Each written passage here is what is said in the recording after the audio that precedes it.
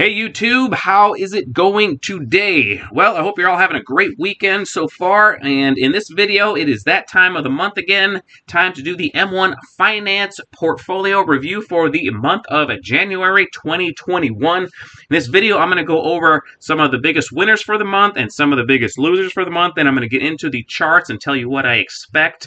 Plus, at the end of the video, I have another nice looking chart that could present a good tradable opportunity, so make sure you stick around for that as well.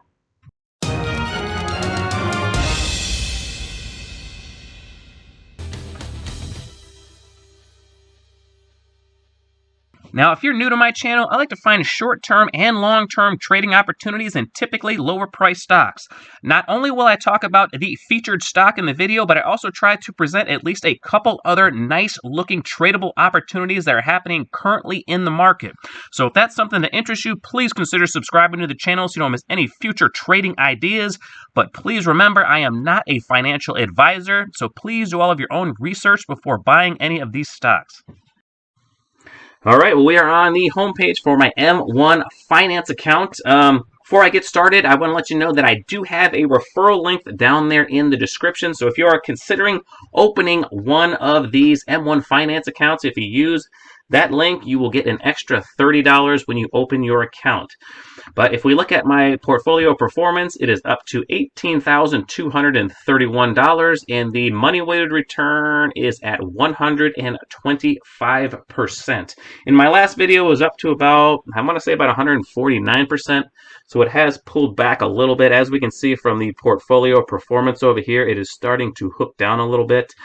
And what this is telling me, because this performance is actually worse than the overall market, is some of the companies that I am invested in are performing slightly worse than the overall market. But if you have long-term conviction in those stocks, which I do, the pullback is not a bad thing, you know. So I just say bring on the weakness, because I want to add more of those companies to my long-term portfolio. So anytime I can dollar cost average at a lower price, you know, I'll take it, because the objective of this portfolio by the end of 2025 is to be at $100,000 in portfolio value and to have $500 a month in dividends coming in. Now, I know as of right now, those objectives seem pretty aggressive, but I'm going to stick to them. What I do is I add $100 twice a week to this portfolio, and if the S&P 500 drops more than 2% in a day, I make another deposit. So those are the rules of this portfolio: two $100 deposits and an extra deposit every time the S&P 500 closes with a 2% loss or greater. And there's a reason why I do that. That usually increases your portfolio by double digits over the long term. There is a pretty decent article that I will link in the description if you want to read more about that. But let's just get into the portfolio right now. This portfolio is approximately 14 months old. I started it in the last week of November in 2019. So it is performing pretty well. And let's look at the monthly return. But if we look at the monthly return, we can see that it is chopping around quite a bit. Now, this tells us that there is some churning going on in the market, and that usually happens when you have a little bit of a correction coming. So I'm expecting a little bit more of a down move in the overall market. But the monthly performance for this portfolio is up almost $800, and the percentage return is up just a little bit more than 4.5%. So it is still performing pretty decently. Let's scroll down here and look at my number one performers for the last 30 days. And for the first time in quite a while, Tesla is not the number one performer. They have been unseated by Baidu. But Tesla seems like they're number one every single month. I mean, there was a time a couple of months ago when Tesla was kind of consolidating, going sideways, when it dropped off the number one spot, but it jumped right back the next month. But Baidu has been performing very strongly. You know, you got Tesla coming in at number two, and number three is probably kind of a surprise if you follow Illumina.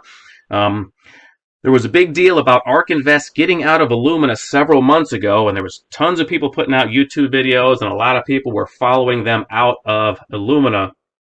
But the way I saw Illumina's chart progressing, it looked like all that selling pressure was subsiding, and I wanted to see how Illumina reacted after pretty much everybody had already sold out. And what I thought was going to happen actually did happen. Illumina made a new high just a couple of weeks ago, and I know it's pulling back in the last few days, but that stock has been super strong since all that selling pressure has subsided. So I'm going to keep Illumina in my portfolio. Coming in number 4 is Skyworks Solutions. That's one of my favorite plays for the 5G rollout. I want to take advantage of the 5G that's going to be expanding.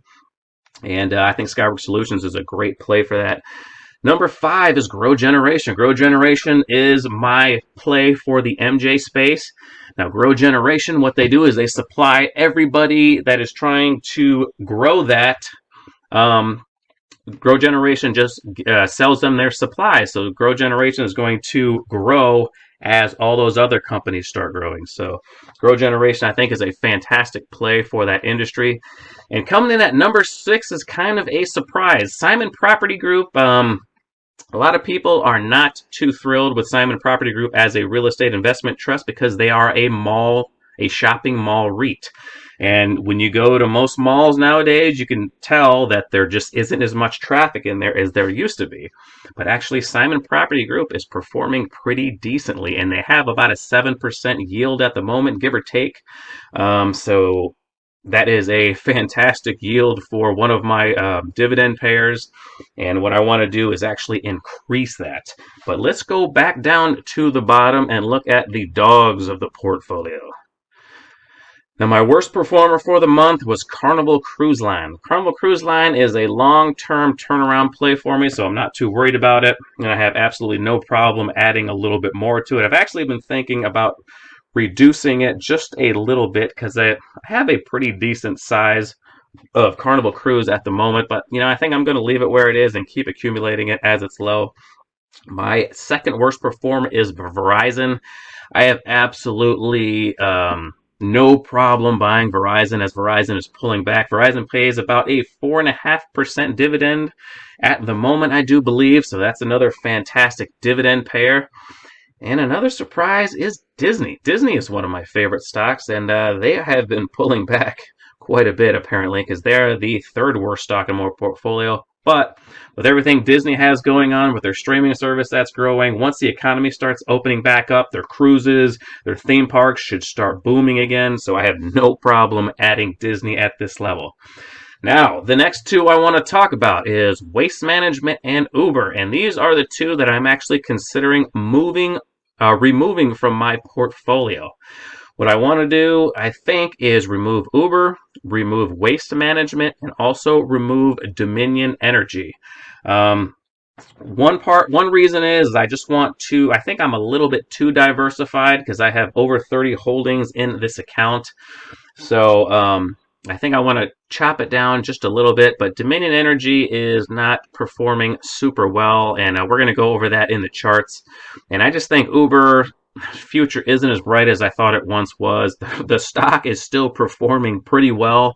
So that's one of the main reasons I haven't taken it out just yet, because I'm not seeing like a ton of weakness in the stock, but I think I'm going to move on anyway. And Waste Management, it's just kind of a slow mover. The dividend yield is only about 1.5%. So I just think I can do better as far as getting a dividend stock in my portfolio. I have no problem with Waste Management. I mean, they have a fantastic moat. It's pretty hard for you to come in there and take business away from them, build your own landfills and stuff. That's not a business you're probably going to get taken away from you.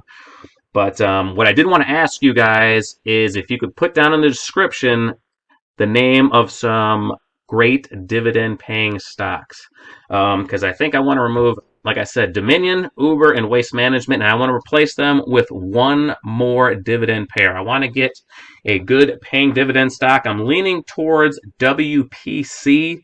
WP Carey, they are another REIT, and I believe they are paying right around 7% as well at the moment. So that's what my thoughts are. If you have any different thoughts, please leave them down there in the portfolios, and I'd love to hear some more ideas about good dividend payers out there.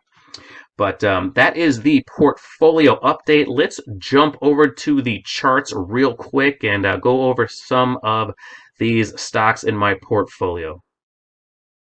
All right, we are over to my TC2000 trading software, and the first one I want to go over is Tesla, which is the biggest position in my M1 finance account.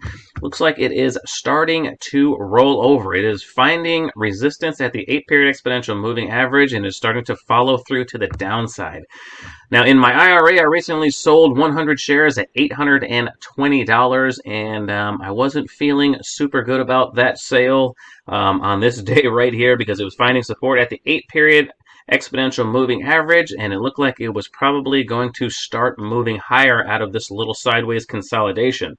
But the market has since reversed, and I'm not out of the woods yet. I'd like to buy those shares back as soon as I can, but the area that I'm looking for on Tesla is this area of support right here. Not only does it look like there should be some support, actually I could probably draw it even lower, because I mean right around here is probably the thickest area of support.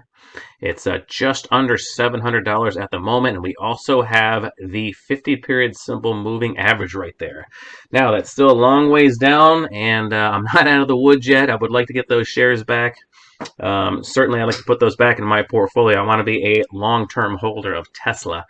But if everything works out well, I'll be able to buy those shares back right around $700 a share and either add more shares with that profit or just pocket that profit and keep that in my portfolio for some extra cash if there's some other buying opportunities that are coming into the market. But Tesla itself, it looks like it's going to get weaker. I mean, anything could happen. It could easily have a big update and get right back above this 8-period exponential moving average, and then that would just make me nervous again about not having those 100 shares back. But Tesla is looking weak at the moment. I expect follow through to the downside.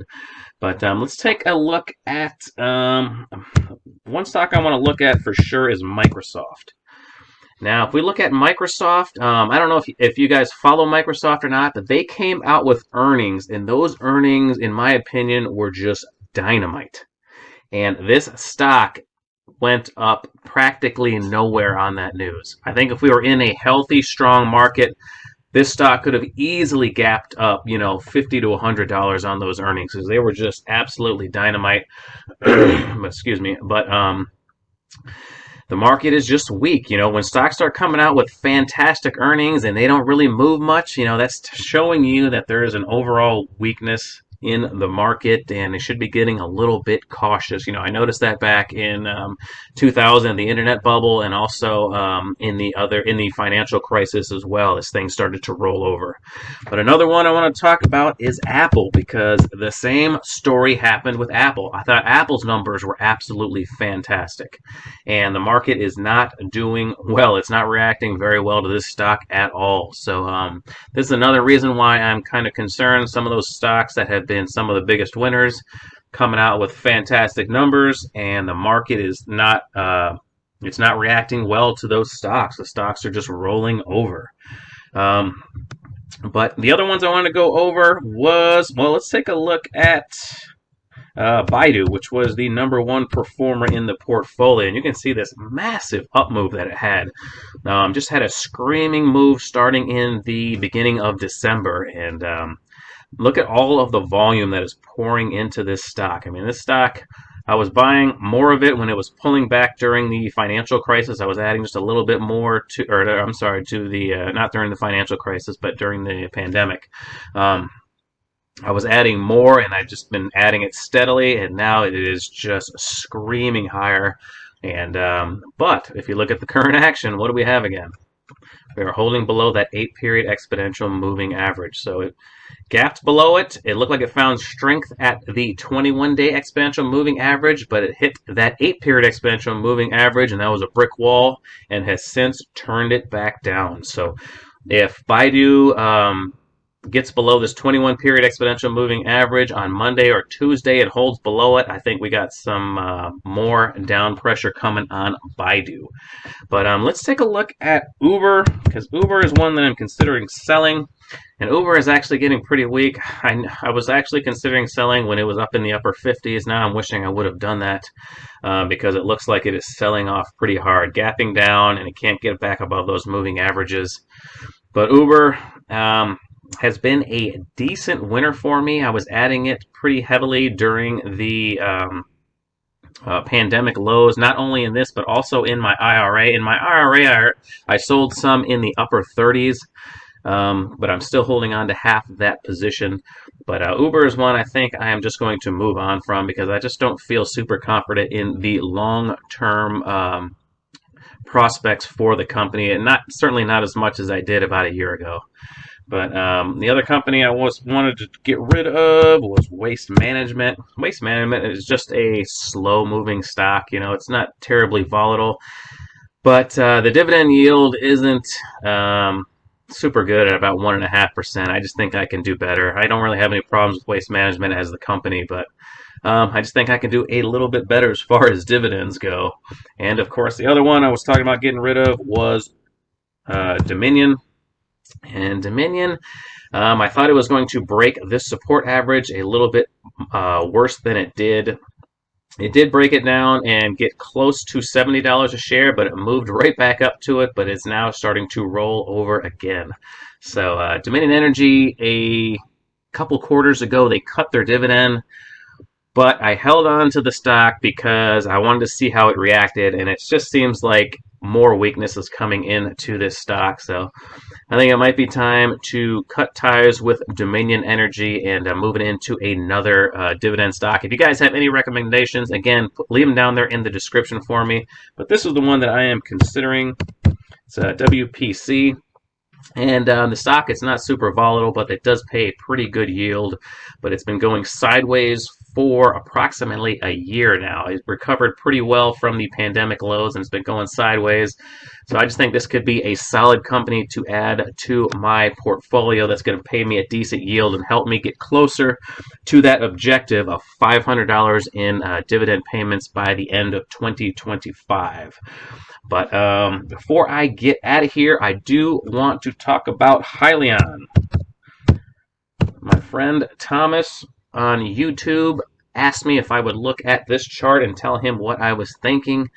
And, geez, Thomas, it ain't looking super good, man. I don't know. I can't remember what you said your average cost was, but I am not liking this chart pattern whatsoever. You know, if we zoom in a little bit, we can see kind of a rounding bottom right here, but it looks like it is starting to break down again. You know, it's below all of these moving averages, and I don't like to be long any stock if it's not above all these moving averages. It just puts the the odds in your favor. You know, the trend is your friend. If all the moving averages are moving up, it just gives you a better chance of being correct. And I know, Tom, you've been in this for quite a while, but if it breaks these lows right here at around $15, I would be extremely bearish on this stock. I mean, it looks like it still could be coming out of this rounding bottom, and it hasn't broken it just yet. But the fact that it reversed so hard at the 50-period simple moving averages and it's now broken below all of them, I would be nervous personally if I was holding this stock. Now, if I was in this stock for years and years and years, then I would be looking at this as a buying opportunity. You know, it just depends on your conviction on Hyliion.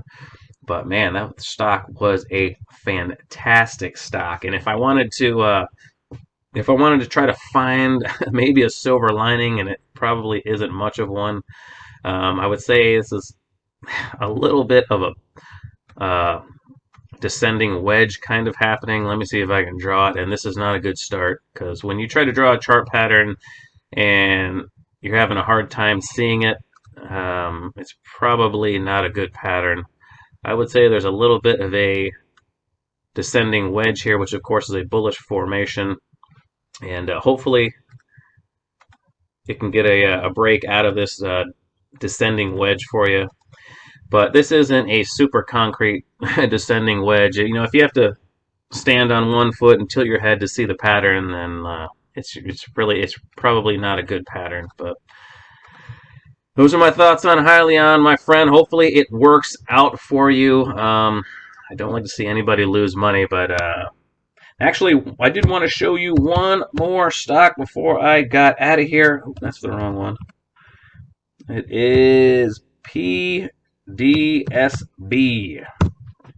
This is just a lower price stock that I think is making a very nice rounding bottom and could be a good potential buy, especially if the market gets its footing and starts making a new uptrend. But it looks like it's coming out of the other side of this rounding bottom.